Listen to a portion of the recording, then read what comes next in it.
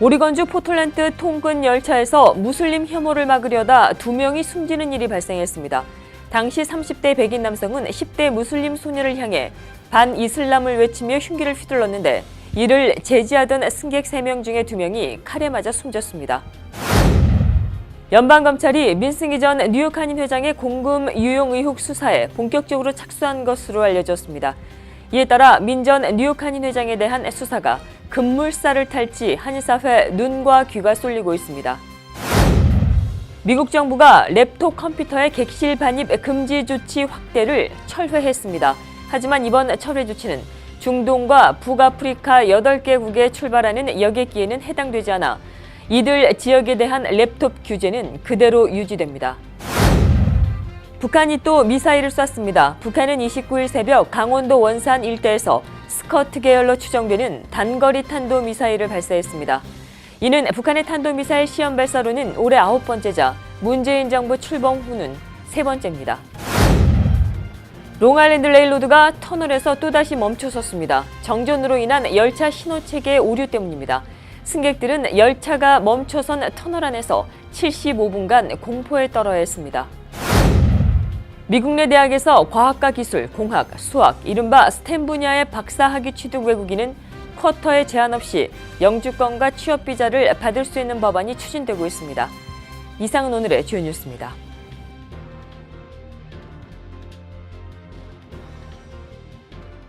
SBI융자 전문은행 뉴밀레니엄뱅크가 홈모기지 융자를 시작했습니다.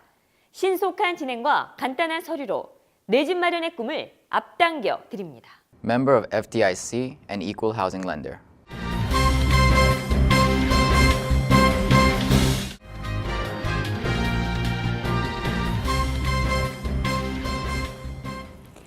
시청자 여러분 안녕하십니까? 5월 30일 KBTV 뉴스9입니다. 오리건주 포틀랜드 통근 열차에서 무슬림 혐오를 막으려다 2명이 숨지는 일이 발생했습니다. 당시 30대 백인 남성은 10대 무슬림 소녀를 향해 반이슬람을 외치며 흉기를 휘둘렀는데 이를 제지하던 승객 3명 중에 2명이 칼에 맞아 숨졌습니다. 박소현 기자가 보도합니다. 26일 30대 백인 남성이 포틀랜드 경전철 안에서 히잡을 쓴 10대 무슬림 소녀를 보자마자 이슬람교 증오 발언을 내뱉었습니다. 이에 백인 남성을 제지하려고 3명의 남성이 다가가자 백인 남성은 그 자리에서 칼을 휘둘렀고 2명이 칼에 맞아 숨지고 1명은 급히 병원으로 이송됐습니다. Get out to the bus or get out to the country because you don't pay taxes in here and he doesn't like Muslim because they're like criminals. 칼을 휘두른 백인 남성은 35세 제러미 조셉 크리스찬이며 백인 우월주의자로 평소 나치와 정치적 급진주의를 추종해온 것으로 알려졌습니다. 특히 사고가 발생한 지난 금요일은 이슬람 금식 성원 라마단 기간의 시작으로 열차 안에는 많은 무슬림들이 타고 있었습니다. 크리스찬은 주변 무슬림들에게 계속적으로 폭언을 내뱉었습니다. I go to reach out to start pulling people apart and then I see that there's just blood everywhere. Again, it happened so fast. 연방수사국과 포틀랜드 경찰에 따르면 크리스찬의 행동이 과격해졌고 이를 제지하는 남성 3명을 향해 흉기를 휘둘렀다며 53세, 23세의 남성의 목을 찔러 살해했다고 말했습니다.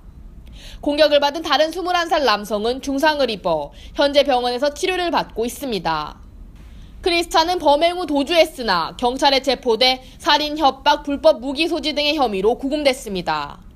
한편 이슬람 증오 살인 사건의 소식을 들은 많은 시민들은 사망자와 피해자를 애도하며 모금 캠페인을 열기도 했습니다. KBTV 박소연입니다. 연방검찰이 민승기 전 뉴욕 한인 회장의 공금 유용 의혹 수사에 본격적으로 착수한 것으로 알려졌습니다.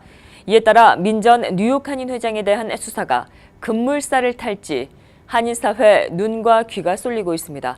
뉴욕 한인회는 지난달 연방검찰에 관련된 수사를 의뢰했고 한 달 만인 최근 연방검찰 뉴욕 남부지검 관계자로부터 민 전 회장의 재임 시절 뉴욕 한인회의 금융 거래 내역을 확인받고 싶다는 요청을 전해받은 것으로 전해졌습니다.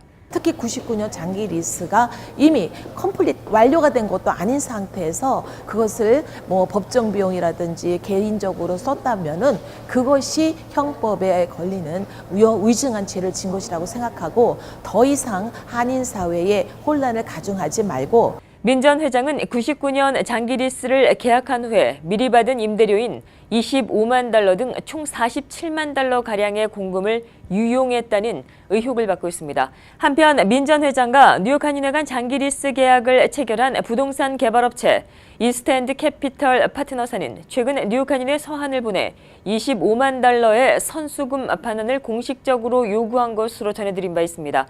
이에 뉴욕 한인회 측은 한인회 계좌 이에 따른 출처가 없다며 돌려줄 돈이 없다는 입장을 밝힌 바 있습니다. 이와 관련해 KBTV는 민 전 회장의 입장을 듣고자 전화를 했으나 전화를 받지 않았습니다. 미국 정부가 랩톱 컴퓨터의 객실 반입 금지 조치 확대를 철회했습니다. 하지만 이번 철회 조치는 중동과 북아프리카 8개국에 출발하는 여객기에는 해당되지 않아 이들 지역에 대한 랩톱 규제는 그대로 유지됩니다. 미국이 랩톱의 객실 반입 금지 방안을 결국 포기한 것은 이러한 강력한 규제가 탑승객들의 혼란은 물론 항공과 관광산업 등 경제에 미칠 부정적인 파급 효과와 유럽의 주요 국가들의 강한 반발을 고려한 조치로 풀이됩니다. 한편 지난 28일 존 켈리 국토안보부 장관은 폭스뉴스와 인터뷰에서 모든 국제선 항공기 기내에 휴대용 랩톱 컴퓨터 반입을 금지할 수도 있다고 밝혔고 어제 이를 두고 CNN 머니는 만일 이 같은 조처가 시행될 경우에 하루 평균 56만 명의 승객이 이에 따른 영향을 받게 될 것으로 보인다고 보도했습니다. 특히 CNN 머니는 이 같은 조치가 확대될 경우에 직접적인 영향을 받는 승객 수는 연간 2억 명이 넘을 것으로 추산한 바 있습니다. 북한이 또다시 미사일을 쐈습니다. 북한은 29일 새벽 강원도 원산 일대에서 스커트 계열로 추정되는 단거리 탄도미사일을 발사했습니다. 이는 북한의 탄도미사일 시험 발사로는 올해 9번째자 문재인 정부 출범 이후에는 3번째입니다. 이에 대해 미 태평양 사령부는 이날 하와이 현지 시간 오후 10시 40분 이를 탐지했고 6분 동안 비행하다 동해상에 낙하한 사실을 관찰했다고 설명했습니다. 태평양 사령부는 북미 항공우주방위사령부가 이날 발사한 미사일이 미 본토에 위협이 되지 않는다는 판단을 했다고 밝혔습니다. 한편 반복되는 북한의 탄도미사일 도발에 국제사회는 속수무책입니다. 트럼프 대통령을 포함한 주요 7개국 정상이 27일 공동성명을 통해 북한의 추가 제재를 경고했지만 북한은 그것을 비웃기라도 하듯 미사일 발사로 응수했습니다. 롱아일랜드 레일로드가 터널에서 또다시 멈춰섰습니다. 정전으로 인한 열차 신호체계 오류 때문입니다. 승객들은 열차가 멈춰선 터널 안에서 75분 동안 공포에 떨어야 했습니다. 계속되고 있는 열차 사고, 더 큰 사고가 나기 전 대책 마련이 시급해 보입니다. 박소현 기자입니다. 펜스테이션으로 가는 롱아일랜드 레일로드가 터널 정전 사태로 또다시 고장나면서 출근길 시민들이 큰 불편을 겪었습니다. 메트로폴리탄 교통공사 MTA에 따르면 오늘 아침 이스트 리버 터널에서 정전이 발생해 열차 한 대가 75분간 터널에 갇혔습니다. 헌터 포인트에서 승객을 태우고 출발한 이 열차는 갑자기 쿵 하는 소리와 함께 연기를 냈습니다. 터널에 갇힌 열차는 천여 명의 승객을 태우고 메서피쿠아 파크를 출발해 펜스테이션에 도착 예정이었습니다. 이날 사고는 정전으로 열차 시스템에 오류가 생겨 발생했으며 다행히 인명피해는 발생하지 않았습니다. 하지만 뒤따라오던 열차들은 이로 인해 평소보다 90분 이상 도착 시간이 늦춰져 출근길 교통대란이 야기됐습니다. 한편 MTA 측은 이날 정전 사태로 인한 피해를 최소화하기 위해 롱아일랜드 레일로드 티켓을 메트로 지하철에서도 사용할 수 있도록 조치했지만 승객들의 반응은 차갑기만 합니다.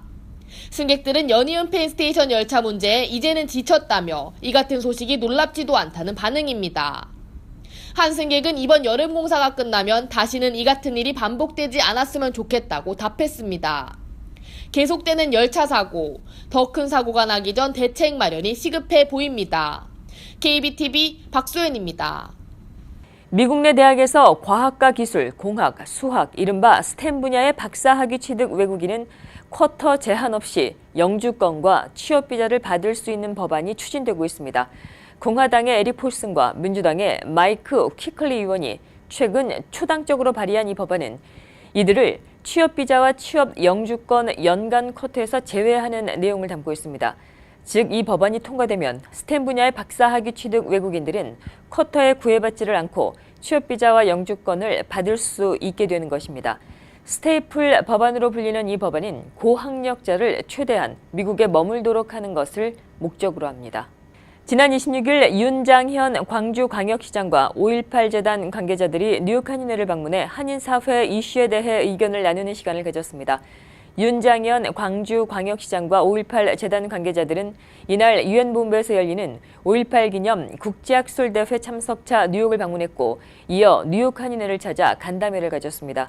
이날 윤 시장은 한인회관 내 이민사 박물관 지방자치단체 홍보관에 대한 관심을 보였고 이에 대한 지원을 약속했습니다. 앞으로 더욱 뿌리를 찾아가겠다는 목화 계획, 2세들에게 교육회장에 쓰겠다는 이런 계획을 들으면서 매우 마음 든든하고 고국에 돌아가서 이런 귀한 소식을 광주 시민들과 함께 나누도록 하겠습니다. 이민사 박물관에 건립을 하는데 많은 관심을 가지고 마음에 아주 흡족하시면서 여기에 저희들이 세울 소녀상 건립을 광주시에서 기증을 해주기로 오늘 하셨습니다. 한편 지난 26일 유엔에서는 5.18 기념 국제학술대회가 열렸습니다. 이는 유엔에서 처음 열리는 5.18 기념 행사로 윤장현 광주광역시장은 광주의 역사를 유엔 관계자와 나누며 세계 속의 광주가 해야 할 역할에 대해 지혜를 구하는 뜻깊은 행사가 됐다고 말했습니다. 한국의 대표 아동복지 전문기관인 초록우산 어린이재단 관계자들이 지난 26일 뉴저지를 방문해 동포 후원 간담회를 가졌습니다. 간담회 현장 박소현 기자가 다녀왔습니다. 한국 아동복지 민간기구인 초록우산 어린이재단이 뉴저지를 찾아 뉴욕 뉴저지 한인 후원자들에게 감사 인사를 전했습니다. 이재훈 초록우산 어린이재단 회장은 뉴욕에서 열린 세계 어린이재단 연맹회의 참석 후 26일 뉴저지를 찾아 동포 후원 간담회를 열었습니다. 이재훈 회장은 지난 리우올림픽 펜싱 부분에서 금메달을 딴 박상현 선수도 동포 후원자들의 꾸준한 지원을 받아 크게 성장할 수 있었다며 한인 동포들의 관심과 지원을 부탁했습니다. 사각지대인 아이들이 굉장히 많이 있거든요. 특히 아까 말씀드린 대로 요즘 아동 환경이 좀 더 악화돼가지고 그 아동을 돕는 이런 후원자님들 절실히 필요한데 한국이 좀 더 경제적으로 좋아졌다, 이제는 도움이 필요 없다 이렇게 생각하지 마시고 우리들이 도울 아이들이 많이 있다 이렇게 생각하시고 좀 많이 후원을 해주시면 좋겠습니다. 이날 간담회에 참석한 한국복지재단 뉴욕 후원회는 해외 동포들의 지속적인 관심을 당부했습니다.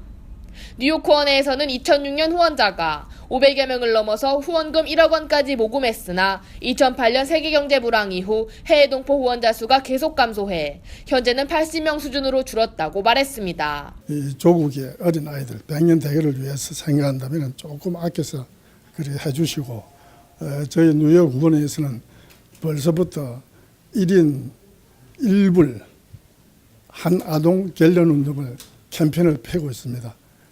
동포 여러분들께서 적극 좀 협조해 주시면 고맙겠습니다. 현재 해외 8개국 22개의 후원회 조직을 둔 초록우산 어린이재단은 한국 어린이 5만, 해외 어린이 2만 5천 명에게 경제적인 지원과 재능 성장을 위한 간접 지원 프로그램을 운영하고 있습니다. 이날 간담회에 참석한 회원과 재단 관계자들은 모두 우리의 100년 대계인 어린이가 행복한 세상을 만들기 위해 동포들의 관심이 그 어느 때보다 필요하다고 한 목소리로 얘기했습니다. KBTV 박소연입니다. 플러싱 금강산 식당에 대한 법정 관리가 해제되었습니다. 지난 26일 미주 한국일보는 금강산 식당의 모 회사인 금강 INC가 연방파산법원으로부터 챕터 11 해제를 통보받았다고 보도했습니다. 이로써 금강산 식당은 파산보호 신청에서 벗어나 경영이 정상화된 것으로 파악되고 있습니다. 금강 INC는 갚아야 할 채무액이 450만 달러에 달하자 지난 2015년 5월 연방파산법원 뉴욕 동부지원에 파산보호 신청서를 접수한 바 있습니다.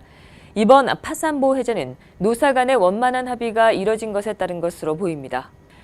어제는 메모리얼 데이였습니다. 도널드 트럼프 대통령이 중동과 유럽 순방 이후 처음으로 공개 석상에 모습을 드러내고 군인들의 희생과 봉사뿐만 아니라 그들의 가족과 그들이 남기고 간 사랑하는 사람들의 희생에도 가치를 부여하기를 희망한다고 전했습니다.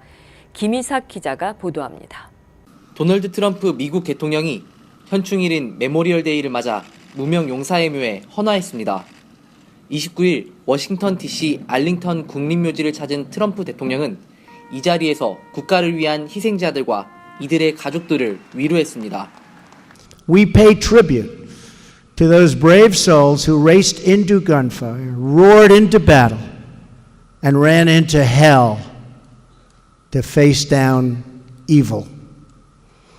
They made their sacrifice not for fame or for money or even for glory, but for country. 또한 아프가니스탄전에서 전사한 미 국토안보부 존 켈리 장관의 아들 로버트 켈리를 거론하기도 했습니다.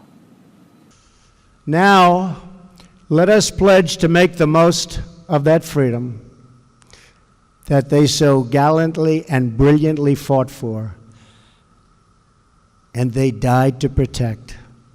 Let us also pledge to tell the stories of Robert, Chris, Andrew, and all of America's fallen warriors today and for the next 1,000 years. 이날 트럼프 대통령의 알링턴 국립묘지 방문에는 조셉 덤포드 미 합참의장과 짐 매티스 국방부 장관 등이 함께했습니다. 한편 미국 전역의 오토바이족들이 메모리얼데이 연례 행사를 위해 워싱턴에 몰려들었습니다. 이들 오토바이족들은 참전 용사들의 건강에 대한 우려와 실종 미군 문제들에 관심을 끌어들이기 위해 매년 메모리얼데이를 맞아 롤링 썬더 행사를 펼치고 있습니다. 5월의 마지막 월요일인 메모리얼데이는 미국 역사상 군 복무 중 숨진 모든 사람들의 넋을 기리는 날로 지켜집니다. 미국의 메모리얼데이는 남북전쟁이 끝난 직후인 1865년 이후부터 지켜지기 시작했으며 비공식적으로 수많은 미국인들에게 여름의 시작을 알리는 날이기도 합니다. KBTV 김희삭입니다. 연방식품의약국 FDA 신임 커미셔너로 임명이 된 스콧 코틀리에브가 첫 번째 공개석상에서 약값 상승 억제에 최선을 다하겠다고 밝혔습니다. 코틀리에브 커미셔너는 FDA 예산 공청회에서 많은 환자들이 높은 약값 때문에 건강을 돌보기 힘든 지경까지 이르렀다며 지속적으로 약값을 규제하고 통제하겠다고 말했습니다.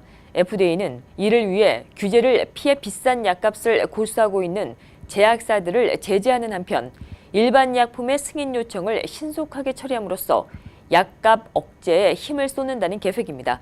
특히 기존에 FDA가 하지 않았던 메디케어나 메디케이드의 약값 협상에도 필요하다면 개입할 것으로 알려졌습니다. 정유라의 한국 송환이 이루어졌습니다. 그동안 덴마크에서 머물러 온 정유라는 30일 올보르를 출발해 한국 송환길에 올랐습니다. 정유라는 이날 덴마크 경찰 4명과 함께 덴마크 코펜하겐 공항에서 한국행 비행기에 탑승했으며 한국 시간으로 31일 오후 3시쯤에 한국에 도착할 것으로 예상되고 있습니다.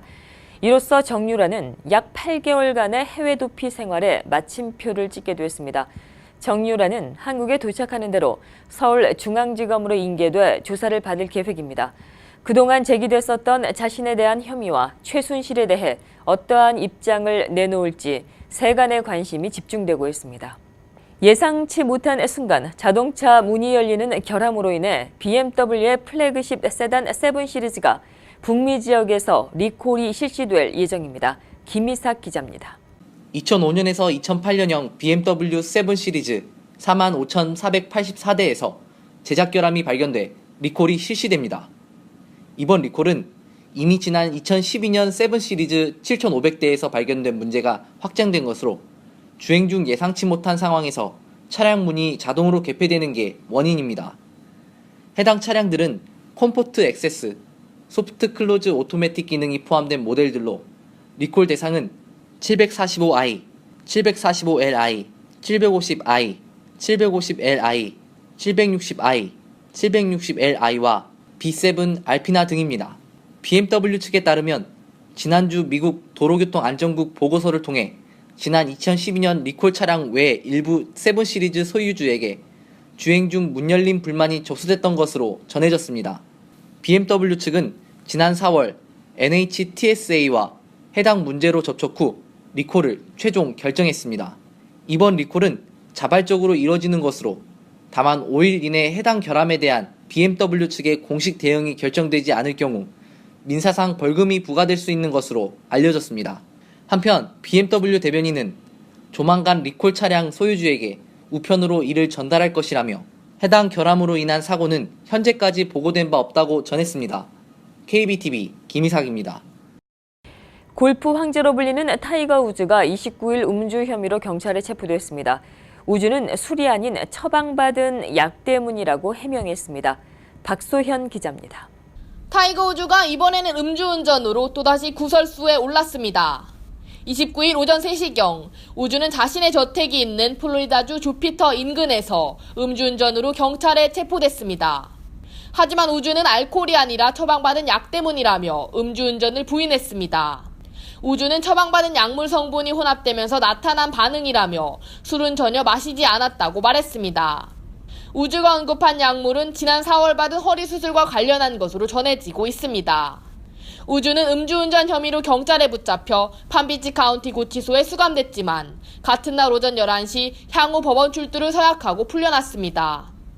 우즈의 혈액 알코올 농도와 동행자 여부 등에 대한 자세한 사항은 알려지지 않았습니다. 한편 과거 2009년 플로리다 올랜도에서 자신의 승용차로 소화전과 가로수를 들이받은 이력이 있는 우즈는 당시 변호사를 내세워 경찰의 음주조사를 거부한 것으로 알려져 비난이 일기도 했습니다. KBTV 박소연입니다.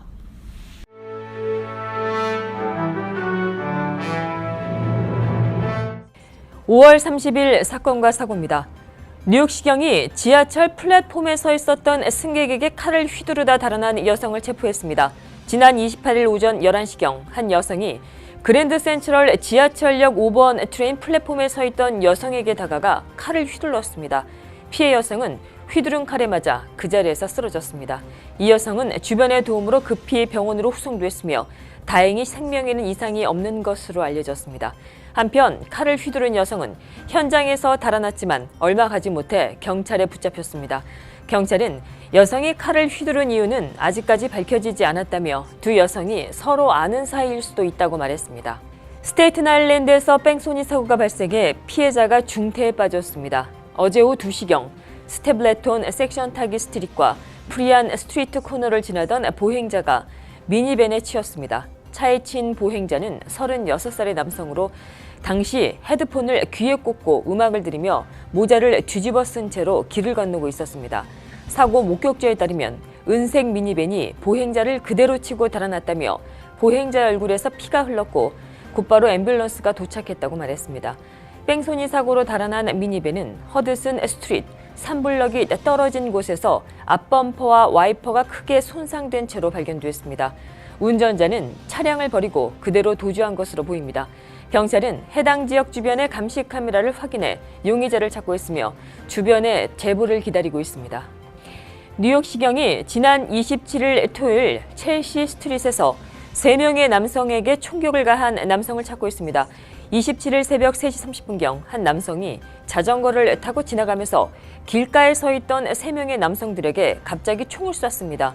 피해자 3명은 14가 8에비뉴와 9에비뉴 사이에 위치한 델리 가게에 서 있다가 이 같은 봉변을 당한 것으로 확인됐습니다. 경찰은 3명의 피해자 모두 40대로 확인됐으며 몇 차례 총격을 당하고 곧바로 병원으로 이송됐다고 말했습니다.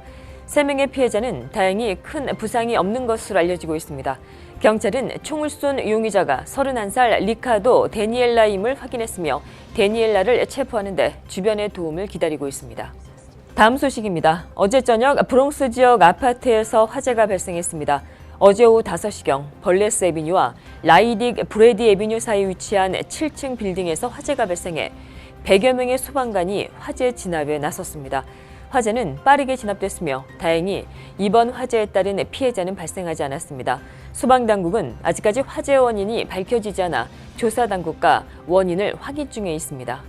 맨해튼 68가 위치한 시티은행 ATM 기기에서 상습적인 강도 피해가 발생하고 있어 경찰이 주의를 당부하고 있습니다. 경찰에 따르면 68가 1에비뉴에 위치한 시티은행에서 3주 동안 2차례 강도 피해가 발생했습니다.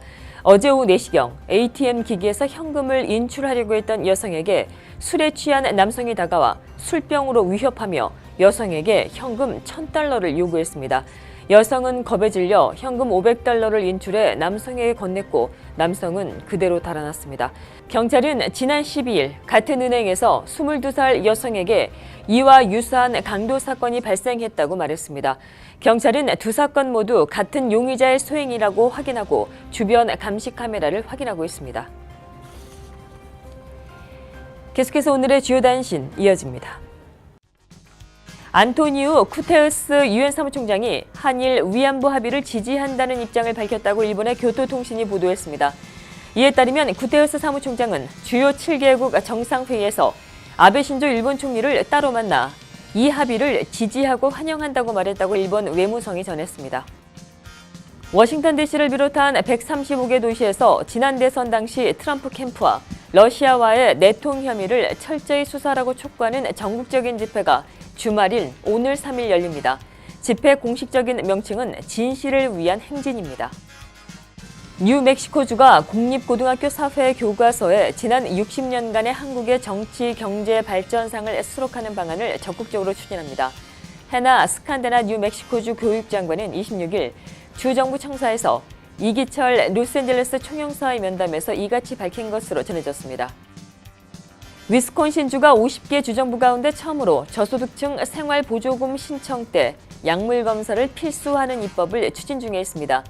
위스콘신 주의회 상하원 합동재정위원회는 26일 정부의 보조금을 지원받기 위해서는 약물 검사를 거치도록 하는 법안을 통과시켜 본회의에 상정했습니다. 계속해서 포커스인과 커뮤니티 브리핑 이어집니다.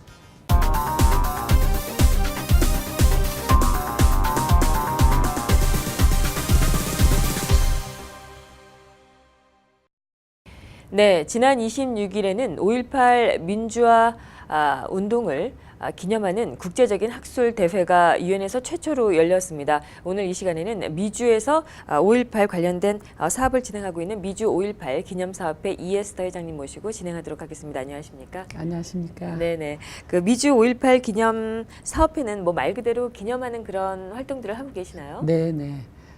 5.18 광주 항쟁이 이루고자 했던 민주화 정신의 맥을 이어가면서 우리 고국의 진정한 자유민주주의를 구현할 수 있는 저희들은 목적을 두고 있습니다. 네네. 그 26일날 그 최초로 제가 앞서도 말씀드렸지만 그 행사가 열렸습니다. 네, 그 이쪽 미주에 계신 분으로서 좀 남다른 그런 그 느낌을 좀 받으셨을 거란 생각이 들었는데요. 어떠셨나요? 네, 올해는 특별히 그 어떤 5.18 기념식보다도 그 대한민국은 광주 정신을 헌법으로 계승하는 나라로 만들겠다고 하시는 문재인 대통령님께서 당선되셨다는 기쁜 소식입니다. 그리고 정말 억울하게 희생당하는 많은 민주투사들이나 학생들 그런 분들의 그 억울한 한이 풀려지리라 믿고 있습니다. 네네. 이 미주에서 바라보는 어떤 그런 관점은 어떤가요? 5.18을 바라보는. 5.18을 역사적으로 많은 분들이 모르는 분들이 많습니다. 역사를 왜곡하고 또 폄하 발언하는 수가 있는데 제 개인적인 생각으로는 우리나라가 당시에 전국적으로 대학생들이 이렇게 학생 운동이 벌어지고 있었는데 특별히 광주 항쟁은 역사적으로도 우리나라의 그 민주화를 외치던 가장 심장부라고 할 수 있는 곳인데 특별히 이제 신군부가 광주를 중심으로 도청을 중심으로 계엄군을 투입시키고 또 비상사태가 선포된 상황에서 일부 시민들, 시내에 사는 시민들이 갑자기 내리는 그 헬리콥터의 사격에 의해서 많은 시민들이 자기 집 안에서까지 총탄이 날아오고 무고한 시민들이 많이 희생됐다고 저는 알고 있습니다. 그런데 이제 일부에서는 왜곡하면서 이북에서 내려왔다는 것은 조작된 사건인 것을 확실히 알고 저는 이 사건을 통해서도 역사를 바로 알리고 우리가 군이 잘못된 것은 반성하고 자기 성찰을 통해서 좀 더 발전해 나가는 대한민국이 되기를 바라는 마음입니다. 네네. 한국 정부에서 좀 어떤 일들을 조금 좀 추진해 줬으면 하는 그런 바람이 혹시 있으신지요?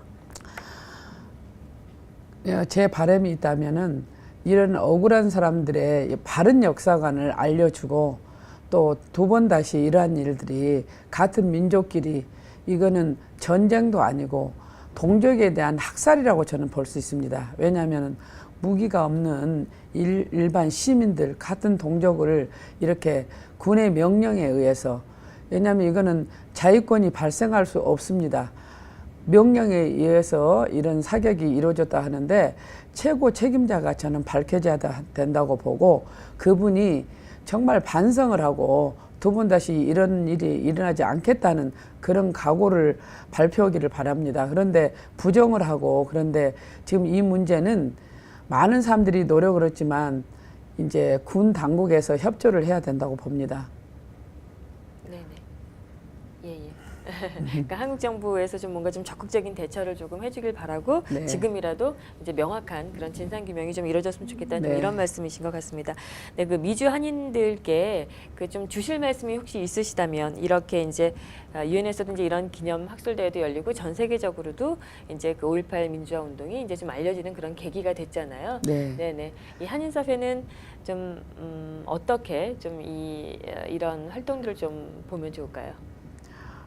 이런 활동은 그 한인 단체 행사가 아니고 그 나라의 국가적인 저는 기념일로 제정된다고 보고, 또 그 민주주의를 위해서 희생을 했기 때문에 오늘날에 우리가 이렇게 80년대에 그 희생이 헛되지 않고 이렇게 자유를 누리는 거, 그런 분들의 희생을 있었기 때문에 해외에 있는 우리들도 그런 5.18에 대한 그런 바른 인식을 가졌으면 하는 바람입니다. 네, 알겠습니다. 네, 오늘 말씀 주신 분은 미주 5.18 기념사업회 이에스터 공동회장이셨습니다. 네, 고맙습니다. 네, 감사합니다.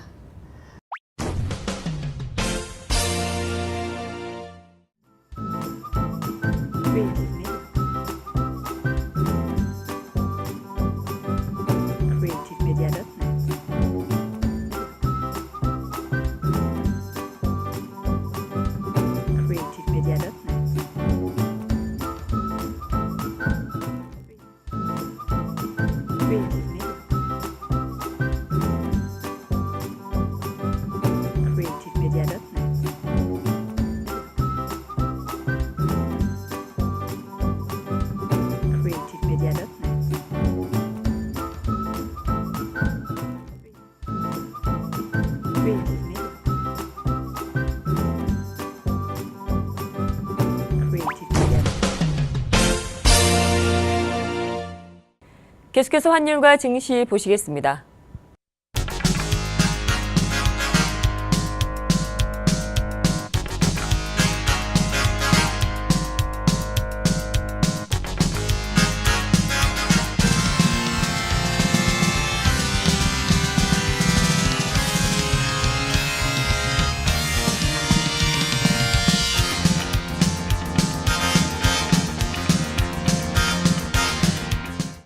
뉴욕과 뉴저지 지역의 날씨 알아봅니다. 건강한 가정, 행복한 한인사회를 위해 함께합니다.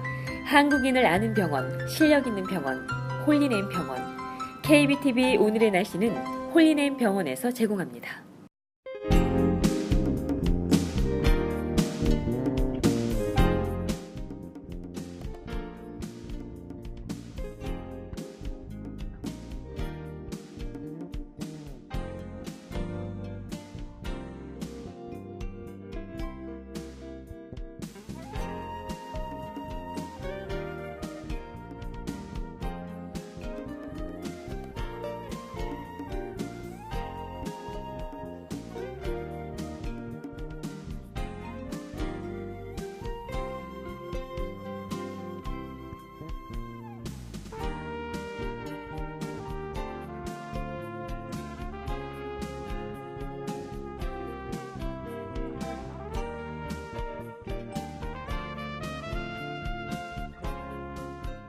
건강한 가정, 행복한 한인사회를 위해 함께합니다.